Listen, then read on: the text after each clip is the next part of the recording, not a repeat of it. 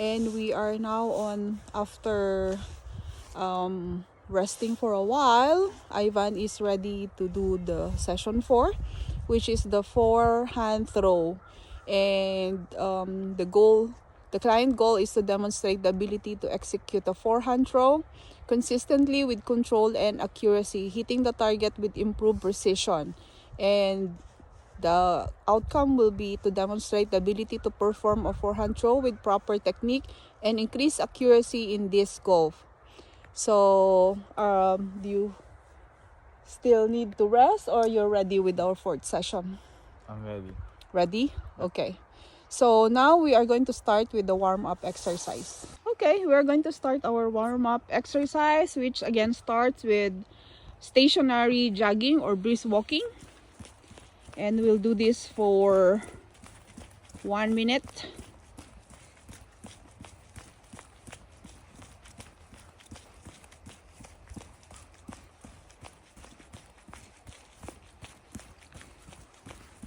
You're good?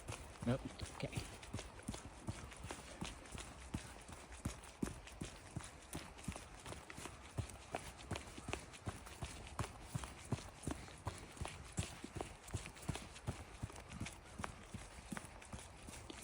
Ten more seconds.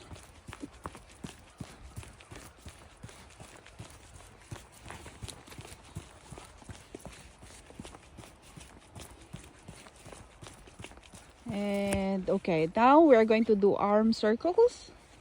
Backward. 1, 2, 3, 4, 5, 6, 7, 8, 9, 10. Other direction. 2, 3, 4, 5, 6, 7, 8, 9, and 10. Torso twist.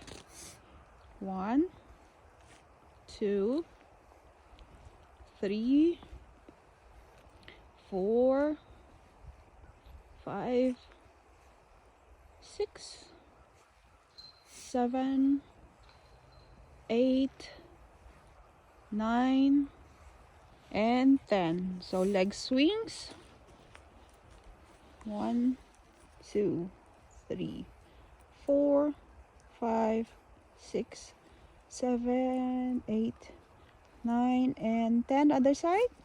1, 2, 3, 4, 5, 6, 7, 8, 9, and 10. And then wrist circle, both sides.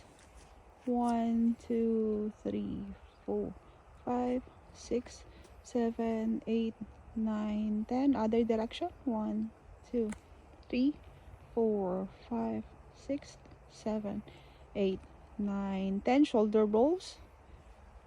1, 2, 3, 4, 5, 6, 7, 8, 9, 10. Other direction. 1, 2, 3, 4, 5, 6, 7, 8, 9, and 10. So now we are going to watch again on how to do the proper forehand throwing as a beginner. I had like a little bit of a staggered stance where like my front foot was off and my lead hip. That's because with a backhand, your shoulder and everything that you're pointing with are turning away from the basket. With a forehand, you never turn away. So it gets a little bit weird. So what I always say to do is line up, Trevor, like you're throwing a backhand the opposite direction of the hole. It's like you're gonna throw a standstill backhand this way. Okay, yeah. Exactly. Now that's about how your feet want to be when you're throwing a forehand that way. Because what that does is essentially now his stance is a little bit staggered still to where his right foot is still going to be his right hip is still going to be his lead and his point hip. And you want, when you turn and square it up at the basket, you want your right shoulder to be the one that's pointing at the line. So you kind of want everything open a little bit more. That's why there's more backhand potential for distance and everything, is because backhand you turn your whole body and your whole lower body gets into it more. With forehand, there's not as much like hip rotation. You don't turn fully away and then come all the way around. It's more just a back and forth motion. But what you want to be doing is you want to already be set up for success where your feet are staggered and then, you know, you have your hip and your shoulder lined up where you're going. So that's pretty much it for the footwork. what your front stance wants to do and stuff like that, whether it's open, closed, your hips don't have to rotate. So I don't think there's a ton of importance on that front foot when you're throwing a standstill, whether it is open or closed. I don't think that's really going to address too much issues with your power. A lot of it's going to come from your upper body. So another thing that a lot of people get confused with forehand is they think that to get more power, they should reach farther back. Again, it makes sense logically when you think about doing a backhand. With a forehand though, reaching back doesn't make sense. Okay. Because your elbow doesn't naturally, like your elbow this way, bends naturally and keep that plane. If you reach back, your elbow doesn't bend naturally and keep that plane. Your elbow will get in this position a little bit, but instead, your natural spot for your elbow is like 90 degrees. So that's why you'll see, like Adam Hammonds does his like push forward and back to here thing. You see Paul do his like swoop thing. Eagle just comes up, Ricky just comes up, but all of them get to here. This is your reach back with a forehand. And so what it basically ends up happening is your reach back is up and you keep your elbow tucked and your arm kind of at a 90-degree angle. The next thing that you want to do, so get in that position, Trevor. So we're here, right? So his hand should be up a little bit. I'm gonna make Trevor throw a little bit different forehand than he's used to. You also want your wrist cocked a little bit. What this does is this is kind of where a lot of snap comes from. But you don't want to focus on it, it'll just happen. But you want your wrist back a little bit so as you come through, that last motion can kind of happen. So you want your arm up and back because what you're going to want to do is put all the weight on your back foot, like you're about to throw. As he comes through, he's going to keep his shoulder over. And if you look at his hand here, that disc is perfectly flat. So that's something that you want to do. This will help prevent a lot of injuries too. If you keep straight up and you just have your arm back, as you come through, your elbow is going to get pretty far off your body.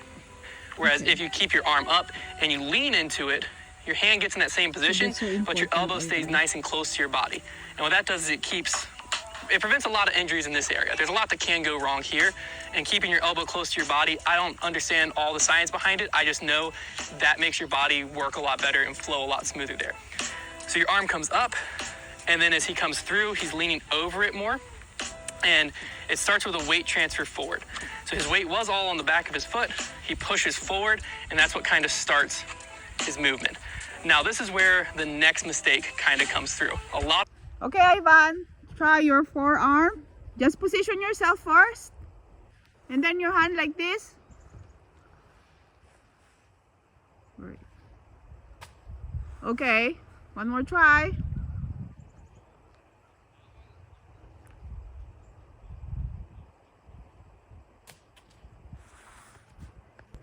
Okay, one more.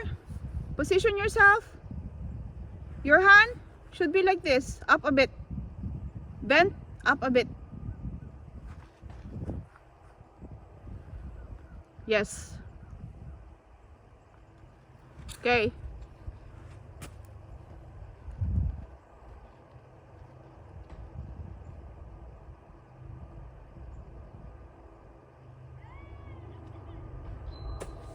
Okay.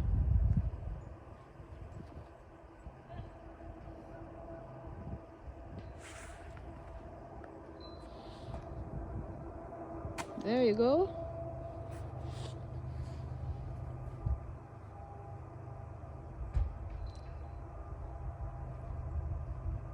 Okay. Almost there.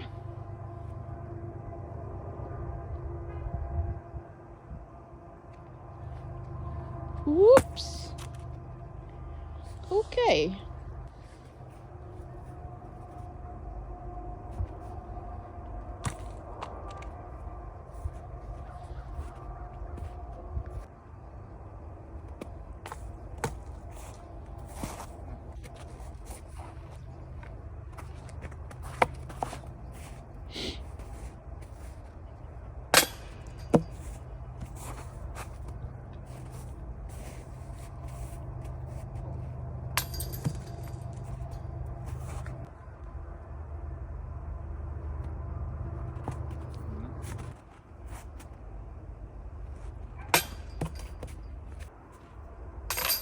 Okay, that's backhand.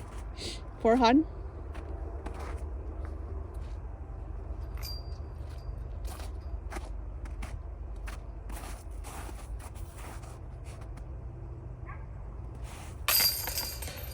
Okay, after 20 minutes of practice from increasing the distance from short distance to longer distance. And now we are going to do the cool down exercise, which is shoulder stretch. 2, 3, 4, 5, 6, 7, 8, 9, 10. Other side. 1, 2, 3, 4, 5, 6, 7, 8, 9, 10. Arm stretch. 1, 2, 3, 4, 5. 1, 2, 3, 4, 5. Again, other side. 1, 2, 3, 4, 5. Other side. 1, 2, 3, 4, 5. Back stretch. Both hand. 1, 2, 3, 4, 5. Other side. 1, 2, 3, 4, 5. Other sides. 1, 2, 3, 4, 5. Last on the other side. 1, 2, 3, 4, 5. Tricep stretch. Last. 1, 2, 3, 4, 5, 6, 7, 8, 9, 10. The other side. 1, 2, 3, 4, 5, 6, 7, 8, 9, and 10. Okay, and we are done with our session 4. After the third and fourth session, how do you feel now, Ivan? I feel great. The forehand was definitely harder. Okay. But eventually I got to it. Okay. When I practiced a lot. Okay, and that's good to hear, because our fifth and sixth session, you're going to incorporate both of those that you learned today. So see you on the fifth and sixth session. Bye.